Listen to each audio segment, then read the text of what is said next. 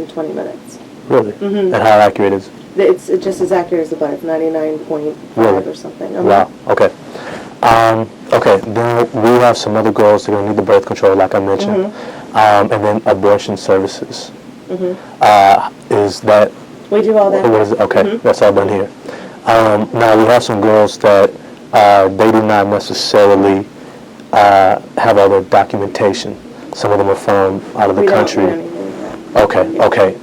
Then we have a couple of girls that are pretty young, about 14, 15, but they need to be safe as well. I need to make sure that they're safe. I'm not having them out there if they're not going to be safe. I mean, teens can obviously be a different issue. There's parental consent and everything in the state of Virginia. Okay. And there's obviously statutory rape and issues as far as that goes. Okay. So that would be, we do require, identification for. Now before testing, though? Age. Yeah. Testing, not necessarily. Okay. And birth control? Like 8 abortion appointments, you definitely need to have. Okay. An ID. But like for birth control?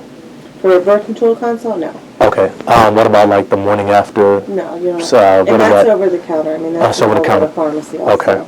Are you guys able to write like a prescription? We write written prescriptions. Okay. Yeah, they could take to. How much would that be? It all depends on what they're given.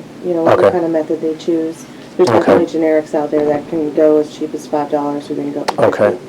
Okay. So how best for the girls that, I mean, they're going to need help one way or another. They're going to need to make sure that they can get testing if they need to get tested. They can get protection if they need protection. How can they somehow still receive that, even if they don't have all the legal, like, is there some way they can still get protection? We don't necessarily look at legal status. I mean, like I said, abortion appointments do require a photo ID. Just a photo ID? Yeah, you just get a photo ID. It's nothing as far as records. It's just photo ID that's ever going to be required. Okay. All right, so they could just come in and make that appointment and just with a photo ID. They can call or they can just walk in, Oh, they could do that over the phone as well, just got to do the appointment? Yeah. Okay, and how much is that? It all depends. Like I said, if they're coming in just for a consultation, it's $80, which is for birth control. Yeah. If they want a full exam, it can go up to $200. Okay, and the actual abortions, are there different types, or? There's a medical abortion and a surgical abortion. That's a whole different bill. That has to be made over the phone. Okay. The person that needs the appointment actually has to schedule it. There's a 24-hour message they have to listen to. It's required by Virginia law. Which one could they possibly be able to get back to work as fast as possible? Anytime you have an abortion, you should abstain from intercourse for at least a week or two because you can get an infection. Yeah. That's not something. Is there something else that they can do? No. There's nothing else that they can do?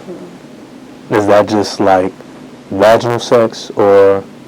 Well, I mean, obviously you can't tell somebody not to have intercourse. I mean, they shouldn't do it because it's better risk of getting an infection or, obviously you can get pregnant again right away. But if there were options? I mean, it's everybody, to each their own. It's not. To each their own. So they could just do other stuff outside of. But what you're mainly talking about is vaginal. I wouldn't, recommend it, but they can. They can do. I mean, everybody has their own. Okay.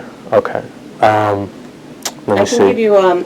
She's got to come back in her office here. I can give you a price list of some of the stuff. Okay, and I just really quick. The girls that don't have the documentation, if they come in here, how can they be able to? Because I don't want them to come in here and get scared as if there's going to be, interference and all that.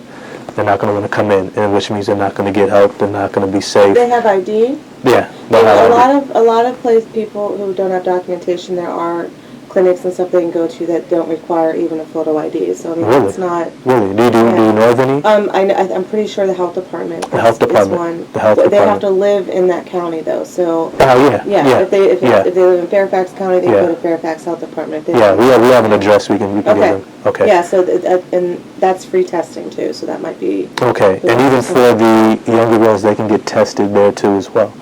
Is that correct? Yeah. I mean, nobody's going to refuse service. Okay. And even here, they can get you said they can get the birth control here still, and they can get the testing here as well.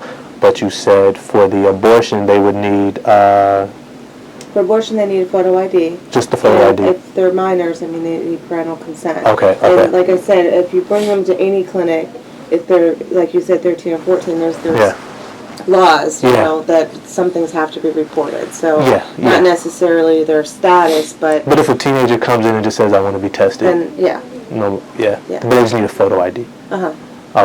Okay. So Okay. that works. All right. And you had a price listing? Yeah, I'll get you a price list. Okay. Okay? All right. And do you have a Yeah, she's there. do you have a card so I can make sure that I know who I talked to when I came? Yeah, I in? can write my name on a card for you. Okay. Sure. Just step out right here and I'll copy it for you. All right. All right. What?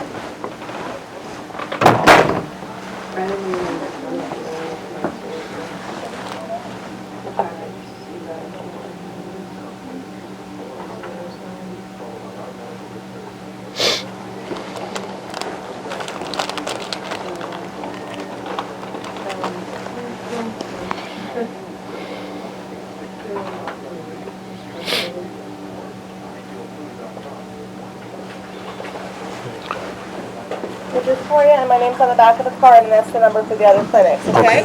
Okay. All right. Thank you. You're welcome. Take care. All right. Have a good night.